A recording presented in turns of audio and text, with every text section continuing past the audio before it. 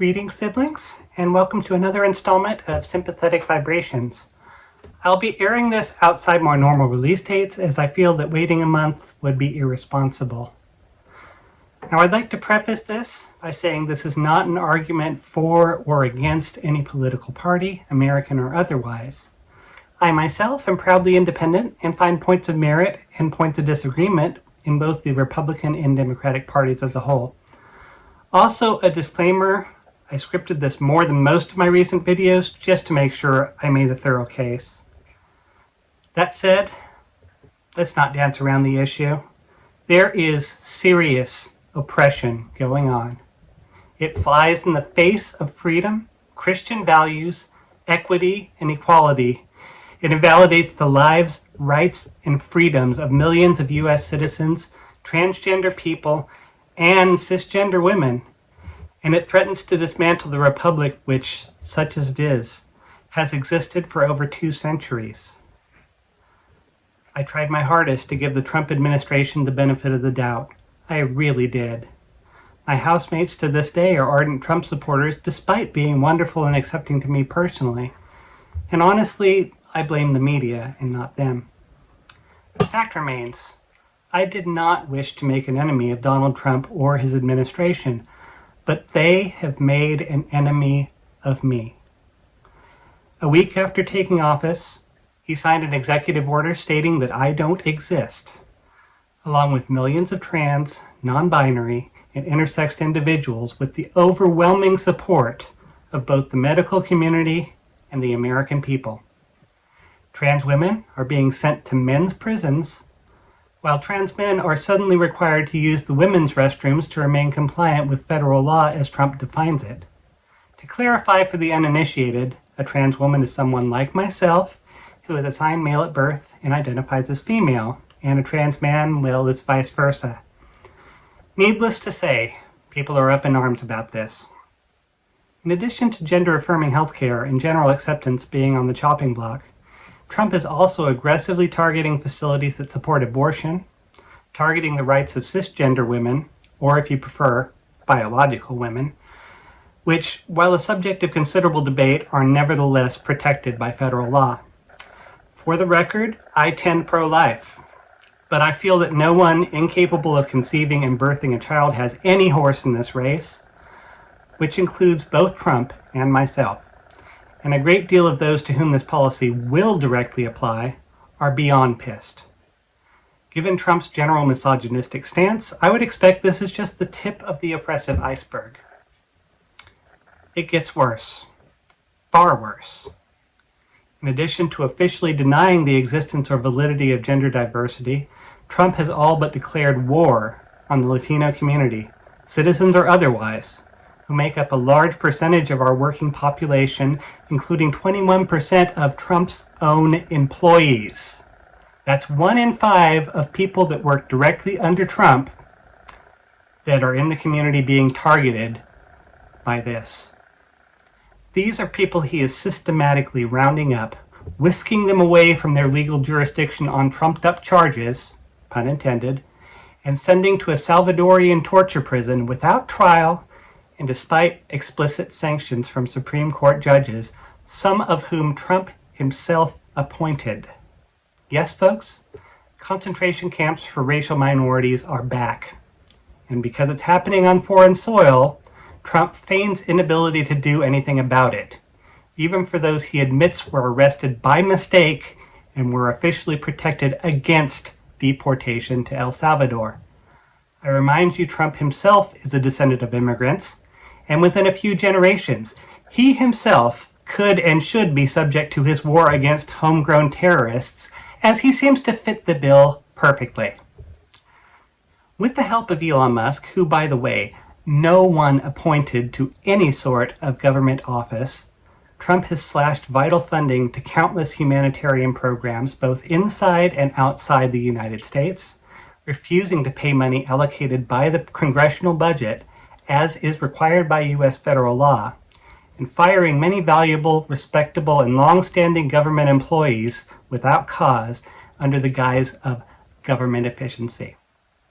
Meanwhile, he has accepted the gift of a $400 million jet from the government of Qatar, a country he himself has claimed to be a terrorist risk. This is an overtly avaricious money grab from an already obscenely wealthy individual, but it gets worse. If he has his way, the 747 will be converted to Air Force One at a cost of millions to the American taxpayers for needed compliance modifications, and then transferred to his private ownership when he leaves office, when it will need to have said modifications removed, again on the tab of the American public. The modification process will take years to complete, all but guaranteeing it will never actually see the service for which the modifications are necessary unless, and this is key, Trump gets his way. Because of course he is, Trump is strongly advocating to remove term limits for the U.S. presidency, a long-standing institution that has served the country well and was put into official effect 74 years ago in response to concerns about a president, Franklin Delano Roosevelt, who was the only president to exceed the unofficial two-term limit in place since the country's conception. Surely you see the turn this administration is taking. Trump is attempting to set up a fascist autocracy with himself as its de facto dictator, a fact that, if we're honest, surprises no one. What surprises many is that he was ever voted into office in the first place. So we could sit here playing the blaming game, but honestly that's counterproductive at this point. Through whoever's fault, this is the situation we're in, and I cannot in good conscience remain silent. Trump claims to stand for Christian values, even endorsing his own signature Bible, made in China by the way if you're curious. I'm convinced that neither Trump nor any of his lackeys have ever touched a Bible, let alone opened it and tried to live life according to its principles. This is the sort of behavior for which the Jesus Christ of the Bible saves his most scathing criticism. For instance, Luke 20, 46-47. Beware the scribes, which desire to walk in long robes, and love greetings in the markets, and the highest seats in the synagogue, and the chief rooms at feasts, which devour widows' houses, and for a show make long prayers. The same shall receive greater damnation. Matthew 7, 1-5. Judge not, that ye be not judged. For with what judgment ye judge, ye shall be judged. And with what measure ye mete, it shall be measured to you again. And why beholdest thou the mote that is in thy brother's eye, but considerest not the beam that is in thine own eye? Or how wilt thou say to thy brother, Let me pull the mote out of thine eye, and behold, a beam is in thine own eye? Thou hypocrite, first cast the beam out of thine own eye, and then shalt thou see clearly to cast the mote out of thy brother's eye. Matthew 12, 34-37. O generation of vipers, how can ye, being evil, speak good things? For out of the abundance of the heart the mouth speaketh. A good man out of the good treasure of his heart bringeth forth good things, and an evil man out of the evil treasure bringeth forth evil things. But I say unto you, that every idle word that man shall speak, they shall give account thereof in the day of judgment. I could go on. The woes to the Pharisees in Matthew 23, the Beatitudes in Matthew 5, 1-12, and so on.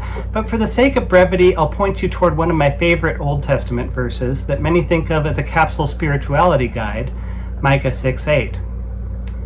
He hath shown thee, O man, what is good, and what doth the Lord require of thee, but to do justly, to love mercy, and to walk humbly with thy God. Ask yourself these three questions. Is Trump doing justly? Does Trump love mercy? Is Trump walking humbly, with or without his alleged God? I don't normally endorse weaponizing these verses against others. They are, after all, primarily meant for self-reflection, for the work of the conscience and the Holy Spirit in the hearts and minds of the individual.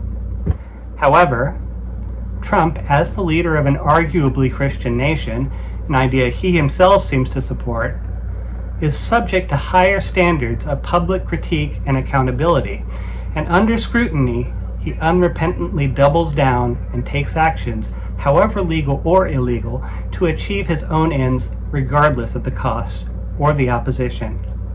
Make no mistake. This behavior will not stand in the eyes of God or the American people. But what can we, the American people, do? Speaking personally, as a trans woman, someone who does not exist according to the whims of the current administration, I suppose it is well within my non-existent rights to not pay taxes, since as a non-person, I can reap none of the benefits of these taxes if Trump has his way. And if I don't exist, he has no one from whom to collect. I would encourage all of my oppressed brethren and even their supporters to follow suit. Hit Trump where it hurts. I do not ordinarily endorse acts of civil disobedience, but desperate times call for desperate measures. We need to send the message in no uncertain terms that we are not okay with this. On a more strictly legal note, exercise your First Amendment rights. Get out there and call out corruption and evil where you see it loudly and publicly. Stage peaceful protests. Write your congressperson. Circulate and sign petitions. Network with local and national groups that are already speaking out condemning these practices as the wickedness that they are. Get a bumper sticker.